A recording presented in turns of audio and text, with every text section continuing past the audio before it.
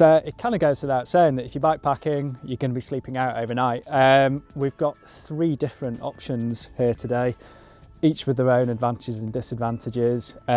Talk through them all and put them up, and maybe help you decide which you think is going to be best for you. Before we start though, one thing that you will want is sleeping bag. This is the one that I use most often. It's kind of 3-season really. It's super lightweight, it's down, but it has got a hydrophobic coating, which means that the down is a little bit proofed against water. So even if it gets a little bit damp, it's still actually pretty toasty warm. If it's cold, I'll boost the warmth by wearing a down jacket and full length base layers. If it's milder, can get away with just wearing a t-shirt or something inside it. And this has kept going for a good few years now actually. It's really good quality. It's one of my favourite bits of kit. Almost as important as the sleeping bag is a sleeping mat, not just in terms of comfort, you're going to be lying on the floor, but actually also insulation. Adds a really nice extra bit of warmth there, and actually means that you can get away with a smaller, lighter sleeping bag for the equivalent temperature.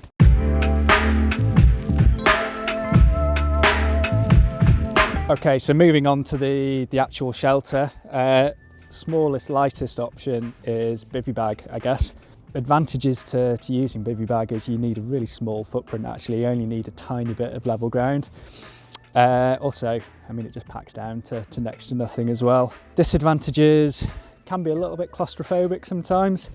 If it rains, then you're almost certainly going to want to have a tarp up, and if it's windy and rainy, then unless you're really good with pitching your tarp, then you're potentially going to get cold and wet. Also, if it's midgy, then you don't really have any protection from midges either. So it's really good on a nice summer's evening. Middle of winter, then you maybe want to think of a different option. Just try and find somewhere a little bit quieter and more secluded. If you're in Scotland, you're lucky enough to have right to roam, so actually you're legally allowed to camp wherever you like. England and Wales, then it's not quite so clear cut, but to be honest, as long as you go somewhere that you're out of the way, you're not disturbing somebody else, then you should be absolutely fine. So here we are, bivy bag all set up. A few points just to make actually. This bivy bag's pretty small, so you can't actually fit the sleeping mat inside it. What I normally do, I haven't done it today, is just use a little bit of tarp fabric to go underneath, just because I don't really want to puncture my sleeping mat, and you never know what's on the ground. As you can see, it takes up so little room. One thing that's super important for both this and the tent, and I cannot iterate enough, is getting a nice bit of flat ground. Had so many times where you think you've got somewhere that's good, and then you get in and fairly quickly realise that you're on a slope because you just keep on sliding down throughout the night.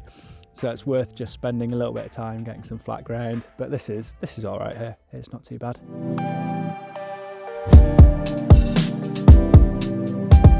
This is super lightweight, really, really small. 1, possibly 2 people if you know the other person really well, tent. One thing to bear in mind with a tent actually is whether you can fit it in your bikepacking setup. This is small enough that I can run this in saddlebag, the main body of the tent, and then poles and pegs in the frame bag probably. Not all tents will be able to do that, particularly not if it's a cheaper, bigger, heavier one. Some advantages to the tent are it's a little bit warmer than a bivy bag. Obviously you've got more shelter if the weather's not particularly good. Disadvantages are you do need just a little bit more flat ground to be able to pitch it, and also yeah, the size thing as well I guess, but that's probably about it really. Okay, so that was a fairly quick pitch of the tent, all up now. Open it up a little bit. As you can see inside there's plenty of room for 1 person there. Very cosy for 2, but there's just about enough room. 1 person, there's loads of room for your bags. Nice thing with the Restrap system is obviously you can take the dry bags out of the holsters on the bike, leave the holsters there and bring all your stuff inside. And yeah, there you go, your little home from home for the night.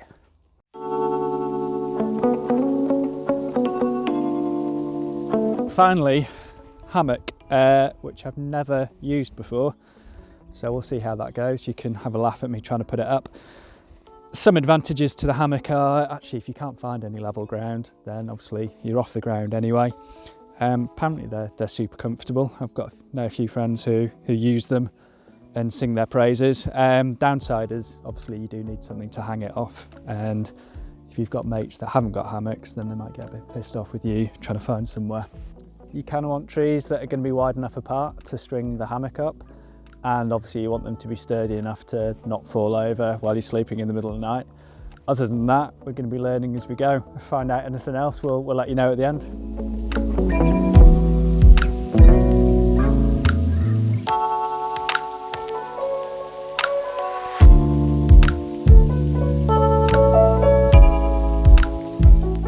So we got the hammock up. Okay. Not gonna lie, there was one little blunder. Turns out if you use a rotten, slightly small tree, it falls over when you try and get in the hammock.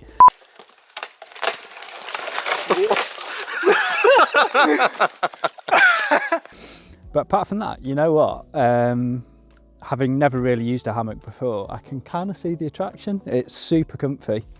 So yeah, maybe give it a go. And hopefully this video has given you a few ideas for first bike packing trip, or certainly, yeah, a different kind of adventure. And yeah, whether it's this or something a little bit simpler, then hope you enjoy your travels.